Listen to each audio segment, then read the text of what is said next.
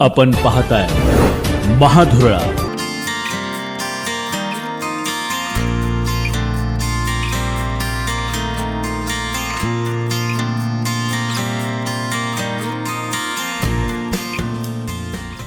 नमस्कार, महाधुरळामध्ये आपलं स्वागत। कोल्हापूर महापालिकेत आता पदाधिकाऱ्यांची निवडी झाल्या। महापौर निवडले, उपमहापौर निवडले, सभापती निवडले आणि लगेच दुसऱ्या दिवशी महाविकास आघाडीनं आंदोलन सुरू केलं।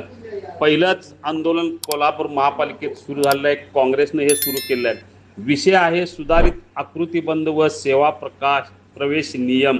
कोल्हापूर महापालिकेत रिक्त जागांची मोठी संख्या आहे। या सर्व रिक्त जागा तातडीने भराव्यात यासाठी आता साखळी उपोषण महाविकास आघाडीनं सुरू केलेलं आहे। याशिवाय कोल्हापूर महापालिका अंतर्गत गठीत करण्यात आलेल्या शहर पतविक्रेता समितीस अधिसूचित करण्यासंदर्भात ही मागणी आहे। या संदर्भात आता आंदोलन सुरू झालेलं आहे, साखळी उपोषण।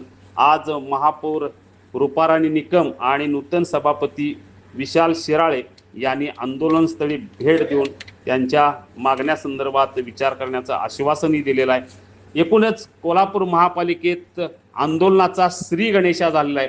या आंदोलनासंदर्भात नेमकी भूमिका काय हे विरोधी पक्षनेते राजेश लाटकर यांनी स्पष्ट केलं। कोल्हापूर महापालिकेच्या राष्ट्रीय काँग्रेस पक्ष व शिवसेना उद्धव ठाकरे आघाडीच्या वतीनं आज कोल्हापूर महापालिकेचा आकृतीबंधच्या कर्मचाऱ्यांचा जो आकृतीबंध नियमावलीचा जो सेवा नियमावलीकरता राज्य शासनाकडे जो प्रस्ताव गेली 2 वर्ष मंजुरीसाठी प्रलंबित आहे, हा एक विषय।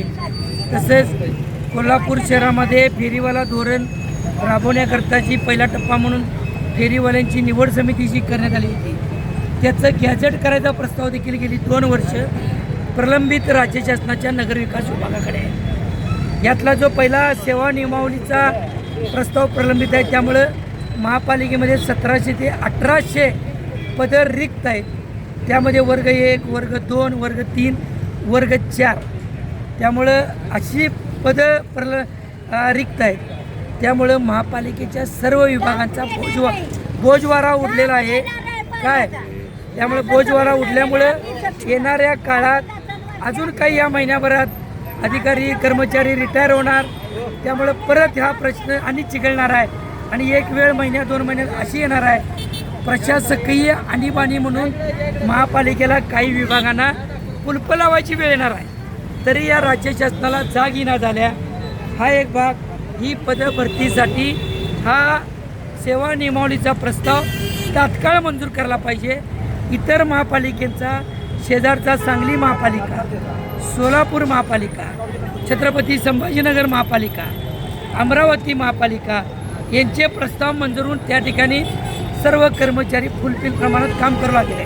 पण कोल्हापूरच मागे का? कोल्हापुरात लय मोठ्या विकासाच्या गप्पा महायुतीचे नेते मारतात, मग या प्रस्तावांच्याकडे 2-2 वर्ष निर्णय का झाले नाहीत? याच्यामुळे कोल्हापुराचं विद्रुपीकरण झालेलं आहे। कोल्हापुराचे सर्व कामकाज हा अक्षरशः लोकांना नाकेनऊ झालेला आहे। नवीन सभागृह येऊन 2 महिने होत आले, पण कामकाजाला कोणतेही साधनं मिळत नाहीत, कोणतंही मनुष्यबळ नाही। एकेका अधिकाऱ्याकडे 3-3, 4-4 विभागाचे चार्ज कसं काम करतील?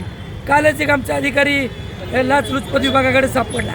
इथं जर चांगल्या दर्जाचे अधिकारी निवडले असते तर त्यांच्यावर जे षडयंत्र झाले ते झालं नसतं। त्यामुळं येणाऱ्या काळात परवा दिवशी आम्ही 48 तासाचा अल्टिमेट दिलता, म्हणून आज आम्ही हे साखळी उपोषण आज आम्ही लाक्षणिक एक दिवसाकरता उपोषणाचं आंदोलन आज आम्ही केलेलं आहे। आज पण जर शासनानं या प्रश्नी जाग आली नाही, आता या ठिकाणी महापौर साहेब येऊन गेले, स्थायी सभापती येऊन गेले, त्यांनी आज सांगितले आम्ही वरिष्ठांच्यावर बोलते म्हणून। हे विषय तात्काळ संपले नाहीत तर येणाऱ्या काळात अजून उग्र स्वरूपाचं आंदोलन करायची तयारी आम्ही ठेवणार आहोत।